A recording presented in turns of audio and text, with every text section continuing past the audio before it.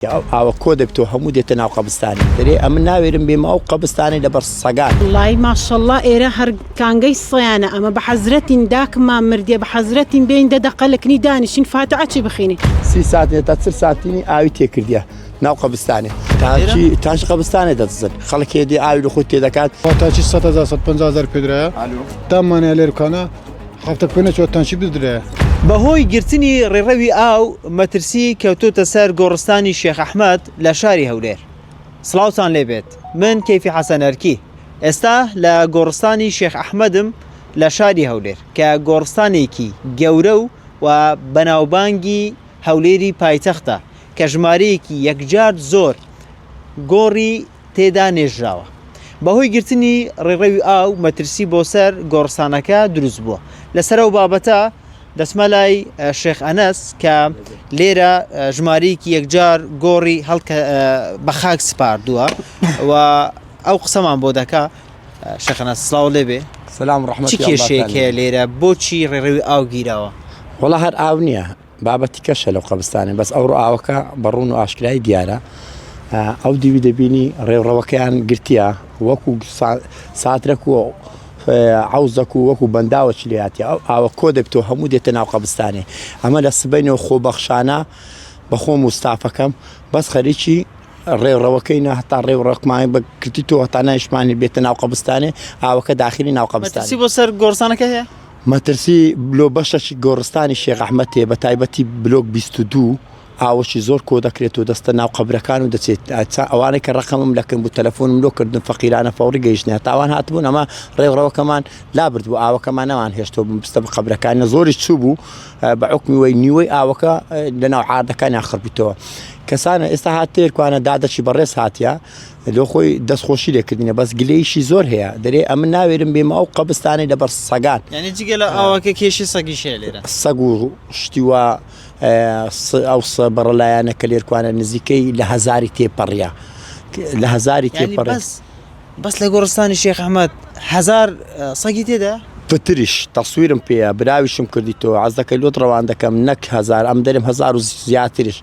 لێرکوانە ئەو سەیانە شەوانە لێرکوانە بە ڕۆژ لێرکوانە خەرچانی سحاج کردە پڕ دەدەنە خەرچی خەرک ناوێری بێ لەکن داک و باب و ئازیزانی فاتحەچی بخینیت و سەردانی گۆڕەکانیان بکات و لەبەر سەگ و ئەو شتانە. ئەو ئاوە چۆن دێتێرە گەر بچینێرە ئەو ئاوە ئەلێرکوانە جاران لێرە ئەو ها دەڕۆیشت ئەو ئادانە کە تەوزیع کرا ئێستا ڕێیەکە گیرایە ئەو زبر و زار و خاشاکەیان هەموو هینای تێرکوانە ئەو وەکو بەنداوەشی لێکرایە ئەمە لە سبەینەوە ئیش دەکەن نێرکوان هەم بە خاکە ناسی عەفارە نەدەخەوایە دەچەقی ڕێیەکەمان گرتیە داخلی ناو قەبستانی نەبیت ئەگەر ئەوها بە ئەو دیوارەی دەبرد ئەو دیوارەی بە کاملی دەبرد دەیڕوخات ئەگەر ئەو دیوارە لەگەڵ ئاوەکەی بڕوا ینی بڕوخێ چی لەو قەبران کارەسات دروست دەکات و چێل و مێل و قەبرەکان دەشێوێندرێت بەڕاستی زیان بەر خەڵک دەکەوێت زیان بە خەڵکە دەبێت خەڵکەکی زۆر ئازیزەکی زۆری لێرکوانەیە زۆر ناخۆشە زۆر چێلی وەرگەڕایە هەندی ئاویات شتێ هەم بزانێت سەر دەرزی بردیا دیوارەکان بەهۆی ئاوەکەوە زۆربەی دەرزیان بردیا لێرکوانە لە قەبستانی شێخ ئەحمەد بە تایبەتی بلۆک 21 و 22 مەترسی لەسەرە گۆمە ئاو هەموو خڕبیتەوە ئێمە لە تەقریبەی لە سبەینی وا ئیش دەکەین بە خۆمان بە ستافەکەمان تەماشێرەکە ئەو هەموو ئاوەکەیە کۆبیتەوە ئەمە ئەو ئاوەیە کە بەهۆی گرتنی ڕێوڕەوەکەوە ئەلێرکوانەش نەمان هێش زۆر چوو بۆ ناو عاردەکان نەمان هێشت داخلی ئەو قەبستانەی بی ئەو ڕێمان لۆ چۆرکەم بە ئەوێ بەس چێلەکان دەرچیت زانا حتا چێندەدان ئاو هاتی بوو خەرکەی زۆریش گلەی دەکات لەبەر ئەو سەگانەی کە دێنە ناو قەبستانێ فەرموو تەقریبەی هەتا و منتیقەی زیاتر هاتی بوو کە ڕێکەمان کردو ئێستا باش بوو ئاوەکە بزانە تەماشەوێکە تقریبا 30 ساعتین تا 40 ساعتینی ئاوی تێکردیە ناو قەبستانێ زۆر کەس شەیە کە دازەشت ئاماژەسەری ئەو بابەتە چییە؟ چارەسەری ئەو بابەتەی ئەو ڕێ بکەنەوە یاخو ئەو خۆرێ بە دیوارێ وەرێن ئاوەکە نێت تێرکوان یا ڕێوڕەوەشی بکەنەوە سندوقەکی مەزرایی داخلی ئەو جادەوێت و تێکەروێتەوە داوامان لە حکومەتی هەیە قەبستانی شێخ ئەحمەدی بە تایبەتی بلۆک 21 و 22 ئاوەشی زۆر کۆ دەبیتەوە خەڵک زەرەری با پێ نەگات چکە بەڕاستی حیف و مقابل ئەو قەبستانە بەناو بانگا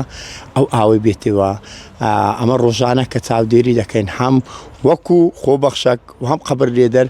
دەبینن ڕۆژانە کەسانت شەنە ئەوەش با بگەینین کەسانەکە دەرکەی لێ دەکاتەوە یاخو تانچی دەبات و لێرکوان ئەو بابەتەش زۆرە لە قەبستانێ تانچی قەبستانێ دەدزن خەڵکی دێ ئاوی لە خۆی تێدەکات دێت تۆ پاش کورە کەسانەکەنا خوا نەبی کەس نازانی چێنە دێن لێرکوانە ئەوتە دوو تانچیان لێرکوان دزرا قسە دەکەی چەند تانکیتان دزراوە دوو ئەو تانکیانە بە چەند کڕیتان بەخوا تاچی 150,000 پێدرایە دامانەیە لێرکانە هەفتە پێ نەچوە تانچی بدرایە ئەی کێشەی سەگیشتان هەیە لێرە وەڵا ناوێن لێرکانە فات ئاچی بخێنین بێنە سەگ گۆرەداکمان 50 سا هەتا 200 سەلێکانە خردە بتۆ ناوێرین بێنی سەر مشکلەتان لە دروست بوو ئەرێ وەڵا چ داوایەکتان هەیە داوامان لە عقبەتی هەیە چاسەرێکی ئەو چێشەمانە بکاتن باشە شێخەنە سەرە کۆتا پەیامەت چییە؟ کۆتا پەیامە ئەو دایە خوشکە حەز ناکەێت تەسویر بکرێت لێ ئەویش قسەی هەیە دایە هەموو ڕۆژێ کە ئەنگۆ پێشەمان دێن سەوشتیوان ناتە قەبستانێ والله ماشەڵڵا ئێرە هەر کانگەی سەیانە ئەمە بە حەزرەتین داکمان مردێ بە حەزرەتین بین دەقەلەکنی دانیشین فاتحەچی بخینین هیچ جارێک مەترسی لەسەر ژیانی ئەرێ وڵا زۆریش ئەمە ناوێرین یان دەبی بە سیارە هەندێکمان دەی نەخوارە هەندێکمان فاتحە دەخین دەبچین و ناو سیارە هیچ کەلچی نییە ئێوە ئێستا سێ کێشەتان هەیە کێشەی یەکەمیان ئەو لێرە کۆ دەبێتەوە ئی دوایمیان سەگی بێلانەی زۆرە و هی سێمیشان ئەو برادەرەش باسی لەوە کرد کە دز و شتەیە لێرە تانکی شت دەدزن تەنچیان لێ بردینە هەتا ئێستا دوو تەنچیان بردیە زۆر شتیشیان لێرە لێ بردینە هەرچی دادەنین دەبن بە خۆمان دیتیتمە ئاوەکەیان بەتار کردی و لە پاشەمە هاتنە بردیتە یعنی ناوێرین شتەکی دانین بە حەزرە زۆر شتینە ئەو قەبستانە ئەگە خەمخۆری هەبی ئیلا شێخ ئەنەسە ئێستا کە ئیرکانە حەورایتەوە و ئاوا ئۆتی سبەی نێزوو شێخەنەسە ناو قەبستانانە دەگەڕێ خوا خێری بنووسی دەستی خۆش بیتن شێخەنەس کۆتا پەیامەت چییە لە ڕێگەی پایتەخت میدیاوە والله کۆتا پەیام ئەوەیە بەجددی حکومەت ئاوڕەش لەو قەبستانی شێخ ئەحمەدی بداتەوە چکە بەڕاستی خەمخۆری نییە جاران خەمخۆرەکێ بوو کاک فەرمان بوو کاک فەرمان مدیر ژینگە بوو زۆر خەمخۆری ئەو قەبستانی بوو ئێستا خەمخۆری نەمایە بەڕاستیت پێ برم ئەو جا ئەگەر لە سێدارەشم دەم قسەی خۆم هەردەکەم جاران چاودێری ئەو قەبستانەی دەکرد بە هەموو نەوعەچی پشتی قەبستانەکانی شێخ ئەحمەد و معمەل قیر و هەم قەبستانەکانی دەکرد بەس ئێستا نەمایە هیوادارم چاودێریشی بکەن زۆر بە لە قەبستانەکان ئاو کۆ دەبتەوە چێلەکان داڕوومانە و قەبرەکان داڕوومانە و ڕێڕەوی ئاوەکەی گۆڕدرایە ئێستا ئەو ئاوە هەموو دێتە قەبستانە لە سبەینێ و بە خۆم و بە سێ عەمەلەوە لێرکوانەمە خۆ بەخشانە هاتیمە ئەوانە ناسیاری بنن تەلەفۆنم لۆکردن فەقیرانە فەوڕی گەیشتن عەزشم لێ نەبوو بێن گوتم بە ئاگاداریاکەمەوە کە دیتیان تقریبا 30 سانتین ئاو هاتە ناو عاردەکانیان داوا لە حکومەتی دەکەم چۆن بە کەلک زۆر جیان هاتی ئەو جارە خەمەکی لە قەبستانی شێخ ئەحمەدی بکە سپاس دەکەم سپاس